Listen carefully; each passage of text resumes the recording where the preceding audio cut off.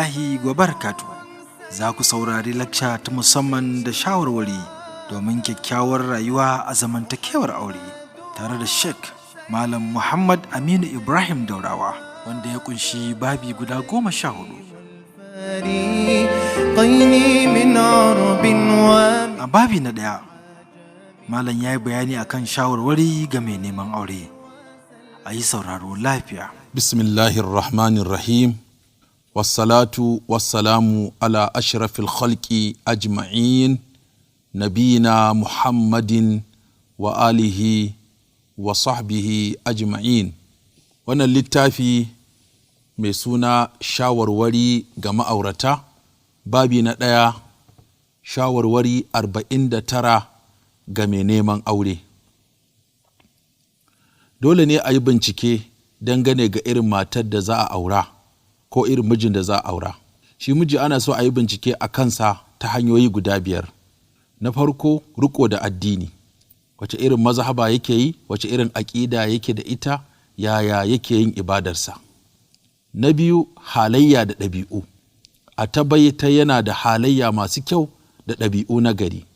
Na uku, sana'a. A tabbatar yana da sana'a da aikin yi da zai iya ɗaukar nauyin matar da zai aura.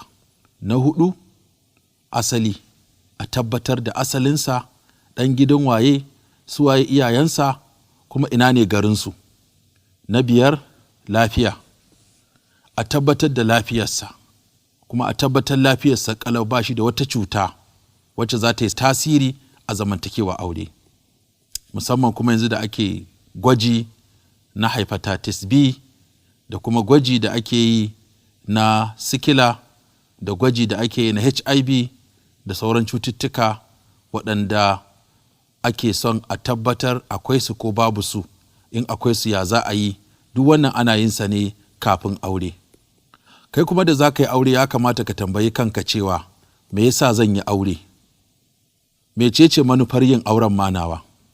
Sannan ka zaɓi mace mai addini. Domin mai addini ba za ta ƙosa da kai ba, kai ko ba za ka ƙosa da ita ba. Sannan ka auri mai ƙaunarka.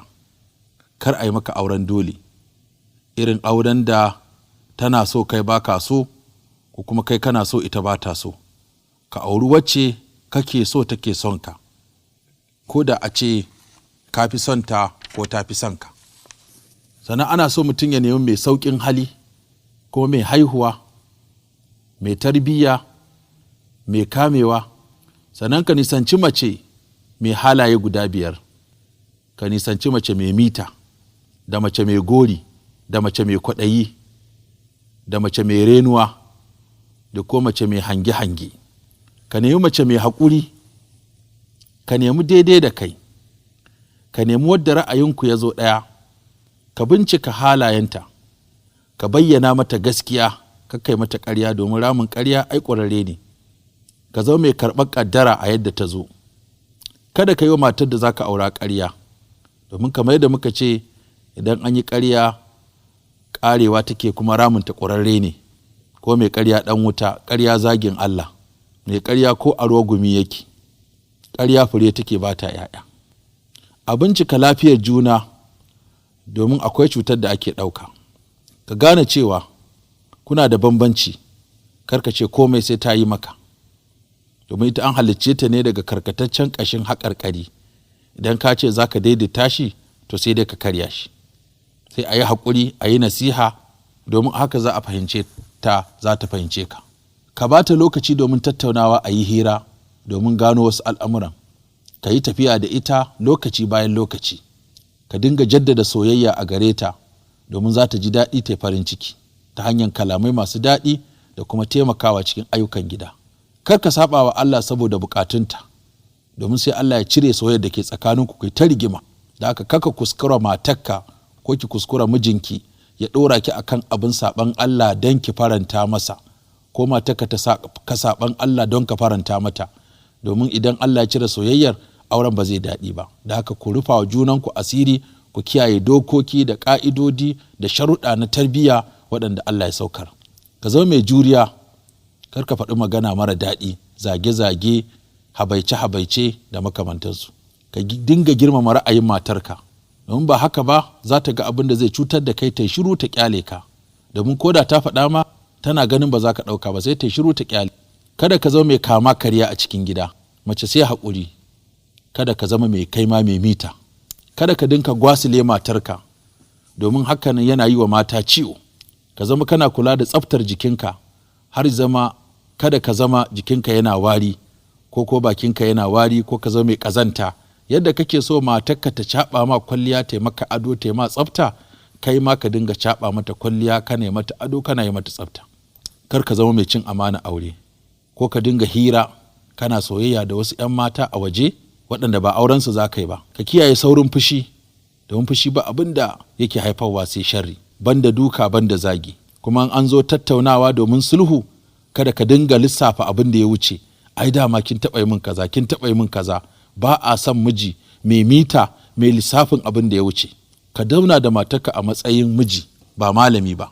Kada ka ɗauka kai malami ne a cikin gida ma malanta za kai. Kada ka ɗauka kai mai mulki ne a cikin gida ma mulkin za kai. Kada ka ɗauka kai basarake ne a cikin gida ka ɗauka sarauta za kai. Ya kamata ka gane ita mace miji take so, ba mai mulki ba, ba mai kuɗi ba, ba malami ko mai sarauta ba. Wannan a waje za ka yi su.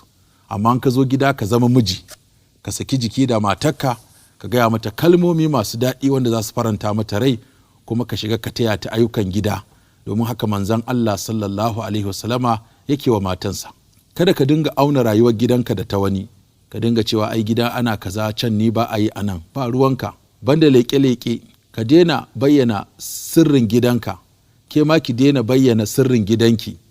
Ana so kowa ya zama mai sirri, kada ƙawayenki ko abokanki ko 'yan uwanki. Wasu ma saboda rashin wayewa za ka ga a WhatsApp ko Facebook za ka ga tana faɗar sirrin abin da ke faruwa tsakaninta da mijinta, ko shi yana faɗar sirrin abin da ke faruwa tsakaninsa da matarsa. Ku rufa junanku asiri, ku bar komai a tsakaninku. Kada ka yanke hukunci da zato ko zargi, ka bari ka samu tabbas kafin kai hukunci. Saurin yanke hukunci da zato ko zargi yakan jawo nadama daga ɓangaren namiji ko ɓangaren mace. Kada dan an ɓata maka rai ka gaggawa furta kalmar saki. Wani da ransa ya ɓaci sai ya ce zan sake ta, wallahi sai na sake ta, ko in kika kaza na sake ki, ko in kin fita ba da izini na ba na sake ki. Kalman saki ɗin nan ya kamata mu nisanta bakinmu da shi. Sannan ka nuna matarka rayuwa ta tattali, domin komai yana iya canzawa. Kada ka samu kuɗi kai ta almubazziranci, ranar da babu kuma a zo ana zazzara ido. Ka saba matarka da jin daɗi da yawa, kuma yau babu abin jin daɗin. Wata za ta yi haƙuri ta zauna, wata kuma za ta ce ga gidanka nan. Kada ka zargi matarka akan duk abin da ka ga yana faruwa a cikin gidanka. Wata rana zai iya yiwa Allah ka saɓawa, sai matarka ta kangare. To ka duba alaƙarka da Allah, kaga tana da kyau, sannan alaƙarka da jama'a, domin duk inda ka kai da kyautatawa alaƙarka ta gida, idan alaƙarka da Allah ba ta da kyau sai ka ga wani mummuna abu yana faruwa. Kada ka dinga zama ko da yaushe a cikin gida ba ka fita, sai a gaji da kai. A dinga mai gidan nan shi mai isa baya fita waje ne, kullum yana cikin gida. Tun ana jin marmarinka, ana ƙaunarka, ana jin daɗin maganarka, har an ƙosa da kai. Ka kyautata alaƙarka da Allah, sai Allah ya kyautata alaƙarka da matarka. Ba laifi idan ka saba wa matarka ko ka ɓata mata rai ka ce wance yi haƙuri, Allah ya wuce zuciyarki. Maza da yawa ba sa iya faɗa wannan. Ka tausaya wa matarka, domin mata suna da rauni, kuma ka ɗauka rayuwa jarabawa ce. Samu da rashi duka daga Allah ne. To ya kamata duka mu fahimci kanmu akan wannan. Ka yawaita karatun Alƙur'ani da zikiri, da kula da sallah akan lokaci. Wannan yana sa wa rayuwar aure albarka. Ka ji tsoron Allah idan za ka sa ta yin wani abu, ka sa ta abin da za ta iya, sannan ka tallafa mata wanda ba za ta iya ba. Domin mata sai a hankali. Allah ya sa mu dace.